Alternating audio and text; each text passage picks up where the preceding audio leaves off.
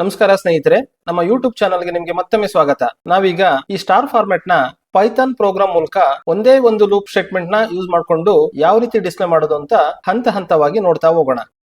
ಈ ವಿಡಿಯೋದಲ್ಲಿ ಮುಂದುವರಿಯೋದು ನಿಮ್ಮಲ್ಲಿ ಒಂದು ರಿಕ್ವೆಸ್ಟ್. ನೀವಿನ್ನು ನಮ್ಮ ಯೂಟ್ಯೂಬ್ ಚಾನಲ್ಗೆ ಸಬ್ಸ್ಕ್ರೈಬ್ ಆಗಿರಲಿಲ್ಲ ಅಂತ ಹೇಳಿದ್ರೆ ದಯವಿಟ್ಟು ಸಬ್ಸ್ಕ್ರೈಬ್ ಮಾಡ್ಕೊಳ್ಳಿ. ಈ ವಿಡಿಯೋ ಇಷ್ಟ ಆದ್ರೆ ಲೈಕ್ ಮಾಡಿ, ಸಾಧ್ಯ ಆದ್ರೆ ಕಾಮೆಂಟ್ ಮಾಡಿ, ತಮ್ಮ ಸ್ನೇಹಿತರೊಂದಿಗೆ ಶೇರ್ ಮಾಡ್ಕೊಳ್ಳೋದನ್ನ ಮರಿಬೇಡಿ. ಈ ನಿಮ್ಮ ಪ್ರೋತ್ಸಾಹ ನಮಗೆ ಹೆಚ್ಚೆಚ್ಚು ವಿಡಿಯೋಗಳನ್ನ ಮಾಡ್ಲಿಕ್ಕೆ ಉತ್ಸಾಹ ತುಂಬದಂಗಾಗತ್ತೆ. ಈಗ ಈ ವಿಡಿಯೋದಲ್ಲಿ ಮುಂದುವರಿಯೋದೇ ಆದ್ರೆ ಈ ಪ್ರೋಗ್ರಾಮ್ ನ ಅನಲೈಸ್ ಮಾಡ್ತಾನೆ ಕೋಡಿಂಗ್ ನ ಬರಿತಾ ಹೋಗೋಣ. ಈ ಪ್ಯಾಟರ್ನ್ ನ ಗಮನಿಸೋದೇ ಆದ್ರೆ ಇಲ್ಲಿ ಎಷ್ಟು ರೋಗಳಿದಾವೆ? 1 2 3 4 5 5 ರೋಸ್ ಗಳಿದಾವೆ. ಹಾಗಾದ್ರೆ 5 ಟೈಮ್ಸ್ ಸೈಕಲ್ ಆಗ್ತಕ್ಕಂತಹ ಫಾರ್ ಸ್ಟೇಟ್ಮೆಂಟ್ ನ ಹಾಕೋಣ. ಫಾರ್ ಐ ಇನ್ ರೇಂಜ್, ಇಲ್ಲಿ ನೋಡಿ ಐ ವ್ಯಾಲ್ಯೂ 1 ನಿಂದ ಸ್ಟಾರ್ಟ್ ಆಗುತ್ತೆ. ಹಾಗಾದ್ರೆ ಫಸ್ಟ್ ಆರ್ಗ್ಯುಮೆಂಟ್ 1 ಆಗಿರ್ಬೇಕು.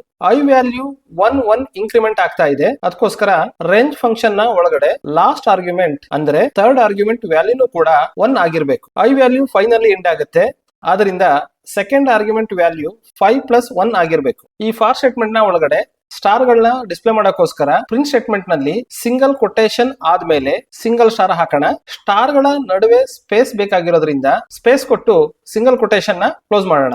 ಮತ್ತೊಮ್ಮೆ ಸ್ಟಾರ್ ಫಾರ್ಮೆಟ್ ನ ಗಮನಿಸೋದೇ ಆದ್ರೆ ಐ ವ್ಯಾಲ್ಯೂ 3 ಆಗಿದ್ದಾಗ 3 ಸ್ಟಾರ್ಸ್ ಗಳು ಡಿಸ್ಪ್ಲೇ ಆಗಿದೆ. ಅದೇ ರೀತಿ ಐ ವ್ಯಾಲ್ಯೂ 4 ಆಗಿದ್ದಾಗ 4 ಸ್ಟಾರ್ ಗಳು ಡಿಸ್ಪ್ಲೇ ಆಗಿದೆ. ಅಂದ್ರೆ ಐ ವ್ಯಾಲ್ಯೂ ಎಷ್ಟಿದೆಯೋ ಅಷ್ಟು ಸ್ಟಾರ್ ಗಳು ಡಿಸ್ಪ್ಲೇ ಮಾಡ್ಬೇಕಂತ ಆಯ್ತು. ಅದಕ್ಕೋಸ್ಕರ ಸಿಂಗಲ್ ಕೊಟೇಶನ್ ನ ಹೊರಗಡೆ ಮಲ್ಟಿಪ್ಲಿಕೇಶನ್ ಸಿಂಬಲ್ ಸ್ಟಾರ್ ನ ಹಾಕಿ ನಂತರ ಐ ಹಾಕ್ಬೇಕು. ಈ ಪ್ರೋಗ್ರಾಮ್ ಸಂದರ್ಭದಲ್ಲಿ ಹೇಳೋದಾದ್ರೆ ಈ ರೇಂಜ್ ಫಂಕ್ಷನ್ ನಲ್ಲಿ ಥರ್ಡ್ ಆರ್ಗ್ಯುಮೆಂಟ್ ಈಸ್ ಆಪ್ಷನಲ್. ಅಂದ್ರೆ ಇಷ್ಟ ಇದ್ರೆ ಹಾಕ್ಬೋದು, ಇಲ್ಲ ಅಂತಂದ್ರೆ ಬಿಡಬಹುದು.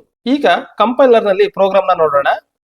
ಕೇಸ್ 1 ಫಾರ್ ಸ್ಟೇಟ್ಮೆಂಟ್ ನಲ್ಲಿ ಥರ್ಡ್ ಆರ್ಗ್ಯುಮೆಂಟ್ ಹಾಕಿದೆ.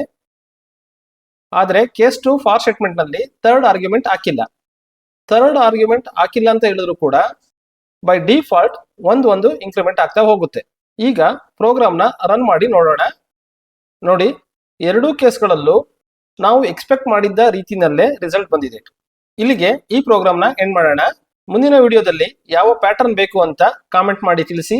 ಅದನ್ನ ವಿಡಿಯೋ ಮಾಡಿ ಹಾಕೋ ಪ್ರಯತ್ನ ಮಾಡ್ತೇನೆ. ಧನ್ಯವಾದಗಳು.